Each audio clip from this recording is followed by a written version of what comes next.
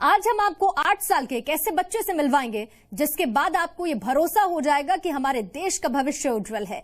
इस नन्हे मुन्ने की बातों को सुनकर आपको यकीन हो जाएगा कि प्रतिभा उम्र की मोहताज नहीं होती। जिस वंडर किड की हम बात कर रहे हैं उसका नाम है कुमार राज चौरसिया और वो इस समय हमारे साथ पटना से लाइव मौजूद है। हम राज से आपकी बात करवाएंगे, लेकिन उससे पहले सुनिए मुख्यमंत्री की मौजूदगी में राज ने कैसा दमदार भाषण दिया।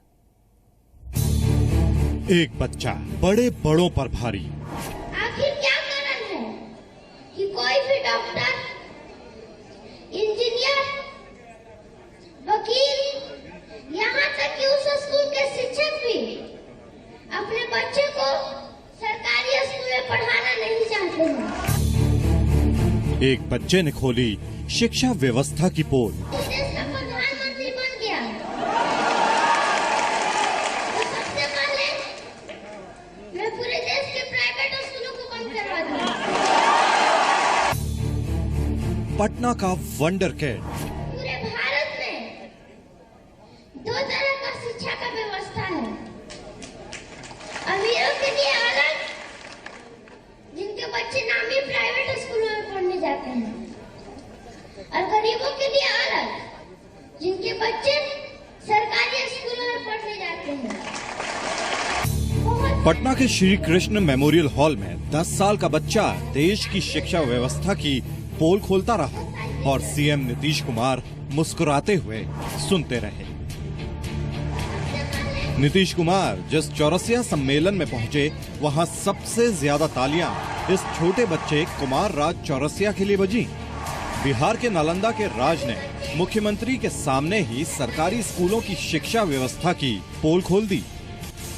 पूरे भारत में 2 तरह का शिक्षा का व्यवस्था है। अमीरों के लिए अलग, जिनके बच्चे नामी प्राइवेट स्कूलों में पढ़ने जाते हैं, और गरीबों के लिए अलग, जिनके बच्चे सरकारी स्कूलों में पढ़ने जाते हैं। इससे साफ मालूम चलता है प्राइवेट स्कूलों की अपेक्षा सरकारी स्कूलों में शिक्षा तथा सुविधाओं का घोर अभाव है।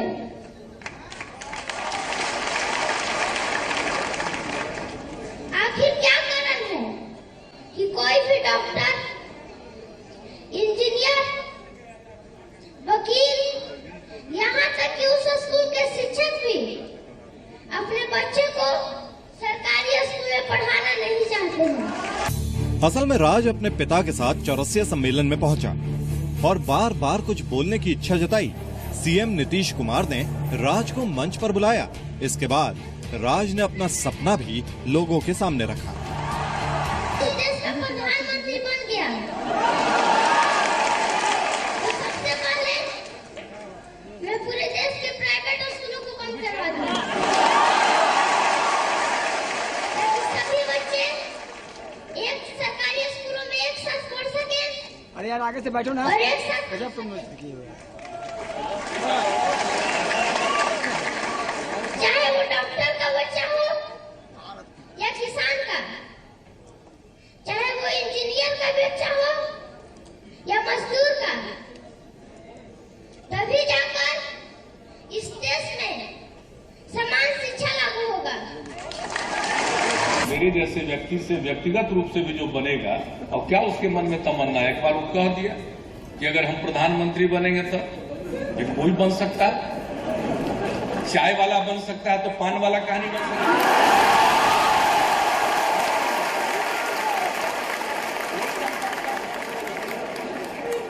ये तो खुशी की बात है। इस छोटे बच्चे की समझ और बोलने का अंदाज नीतीश को इतना भा गया कि उन्होंने मंच पर खुद माला पहनाकर राजेश चौरसिया को सम्मानित किया।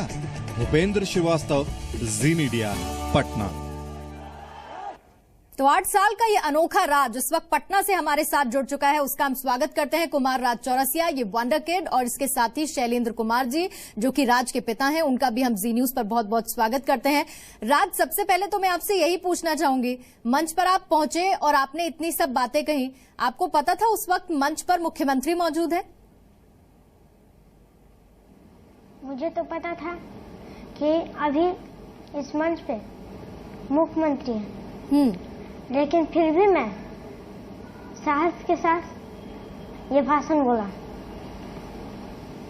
राज, आपको डर नहीं लगा? बिल्कुल भी आपको नहीं लगा कि मुख्यमंत्री बैठे हैं, इतने सारे लोग हैं और आप इतनी बड़ी बड़ी बातें कर रहे हैं? आप महज 8 साल के हैं, आपको बिल्कुल भी नर्वसनेस नहीं हुई? नहीं, मुझे डर नहीं लगा। आपको लगता है कि आपने अपनी बात बेबाकी से रखी? जो आप कहना चाहते थे मुख्यमंत्री ने उन्हें सुना भी? हाँ, जो बात मैं कहना चाहता था वो बात मुख्यमंत्री जी ने सुनी। अच्छा राज, ये बताएं पहले कि आपने जो कुछ भी कहा मंच पर उस वक्त जब आप मौजूद थे, आपको ऐसा क्यों लगता है कि इस तरह का भेदभाव वाकई में है सरकारी और प्राइवेट स्कूलों के बीच में, या शिक्षा व्यवस्था को लेकर जो आपने यहाँ पर बात कही, क्या आपने उसकी पहले से प्रैक्टिस की थी, या फिर आपको ऐसा लगता है सच में होता है और इसीलिए आपने ये सब बातें रखी? हाँ, मुझे लगता है कि ये सब भेदभाव सच में होता है। क्या आपने अपनी स्पीच की प्रैक्टिस की थी राज पहले, जब आप मंच पर पहुंचे उससे पहले? मैंने एक दिन पहले ये भाषण लिखा था और एक दिन पहले मैंने ये भाषण को रिपीट किया था और कल मैं मुख्यमंत्री जी के सामने ये भाषण को बोला हूँ। अच्छा राज, आपने जो भाषण लिखा था, आपने ये भाषण खुद लिखा, ये बातें आपने खुद लिखी, या फिर आपके पिताजी ने या फिर किसी और ने आपकी मदद की इस भाषण को लिखने में? ये भाषण मैं और मेरी बड़ी बहन मिलकर लिखी है और इसमें मेरे पिताजी ने सुधार किया है। राज, आप तो 8 साल के हैं, आपकी बहन कितनी बड़ी है आपसे, और आप दोनों सरकारी स्कूल में पढ़ते हैं? मेरी बहन सरकारी स्कूल में पढ़ती है। सरकारी स्कूल मेरे डेरा से बहुत दूर है, इसलिए मैं अपने मोहल्ले के स्कूल में पढ़ता हूँ। अच्छा राज, ये भी बताएं, आपको प्राइवेट स्कूल से क्या परेशानी है? आपको ऐसा क्यों लगता है कि प्राइवेट स्कूल में ज्यादा सुविधाएं दी जाती हैं, या फिर कोई और परेशानी आपको लगता है प्राइवेट स्कूल में ऐसा क्यों होता है? प्राइवेट स्कूल में बच्चे इंग्लिश तथा मैथ में तेज हो सकते हैं, लेकिन जनरल नॉलेज में नहीं। जनरल नॉलेज तो सिर्फ सरकारी स्कूल में दिया जाता है। अच्छा, क्यों आपको ऐसा क्यों लगता है आपको राज? ऐसा मुझे इसलिए लगता है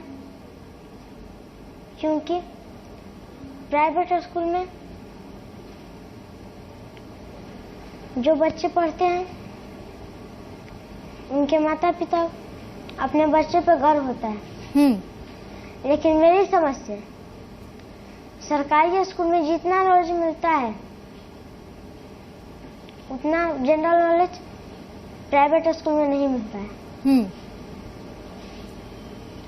राज, आप बहुत अच्छी बातें करते हैं, लेकिन आप कह रहे हैं एक तरफ कि प्राइवेट स्कूलों में जो है सुविधाएं ज्यादा होती हैं, दूसरी तरफ आप कह रहे हैं कि जनरल नॉलेज के मामले में जो सरकारी स्कूल के बच्चे हैं वो काफी तेज होते हैं। यानी कि आप तो अपने आप को लकी मानते होंगे, आप सरकारी स्कूल में पढ़ते हैं, आपकी जनरल नॉलेज बहुत स्ट्रांग होगी। मैं अभी सरकारी स्कूल में नहीं पढ़ता हूँ, लेकिन अगला साल जाऊंगा। राज, आपके टीचर्स आपको जनरल नॉलेज की प्रैक्टिस कराते हैं, जनरल नॉलेज आपको सिखाते हैं, वो क्या ये भी बताते हैं कि किस तरह से एजुकेशन में फर्क है, शिक्षा व्यवस्था में फर्क है प्राइवेट स्कूल या फिर जो सरकारी स्कूल है उनके बीच में? क्या आपके टीचर्स का भी ये बताते हैं कि किस तरह से फर्क है दोनों स्कूलों के बीच में? नहीं, ऐसा मुझे मेरे टीचर कभी नहीं बोलते हैं। ठीक है। अच्छा राज, उस वक्त मंच पर जब आप मौजूद थे, आपने कुछ बातें बोली थी, उस वक्त मुख्यमंत्री थे, क्या एक बार फिर से वो बातें आप दोहरा सकते हैं जो शिक्षा व्यवस्था की आपने बात की थी? आपने कहा था समानता नहीं है, एक बार क्या फिर से अपनी उस स्पीच को, अपने उस भाषण को आप दोहरा सकते हैं? जरूर दोहरा सकते हैं जी। आदरणीय अध्यक्ष महोदय, हमारे माननीय मुख्यमंत्री जी एवं उपस्थित तमाम लोग, कुमार राज चौरसिया की ओर से नमस्कार। सबसे पहले चौरसिया को अति पिछड़ा में शामिल करने के लिए मैं माननीय मुख्यमंत्री जी को सलाम करता हूं। ये देर से लिया गया एक अच्छा फैसला है और इसका जितना भी तारीफ किया जाए कम है। आज तक मुझे ज्यादा जगह बोलने का मौका नहीं मिला है, लेकिन जहां भी मुझे बोलने का मौका मिला है मैं बच्चों की समस्या पर ही बोला हूं। चाहे वो शिक्षा का मामला हो या बच्चों का शोषण का, चाहे वो बाल मजदूरी का मामला हो या लड़कियों के साथ भेदभाव का। और आज भी मैं बच्चों की समस्या पर ही बोलूंगा। अब मैं चौरसिया समाज से एक सवाल करता हूं, क्या आप लोगों को लगता है कि चौरसिया को सिर्फ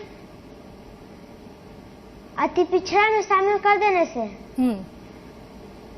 चौरसिया समाज का कल्याण हो जाएगा? और बिल्कुल राज, जब आप ये भाषण दे रहे थे, हमने वो भाषण अपने दर्शकों को भी सुनवाया। उस वक्त हमने तस्वीरें भी दिखाई, जो मुख्यमंत्री थे वो भी हंस रहे थे, आपकी बात सुनते हुए मुस्कुरा वो रहे थे।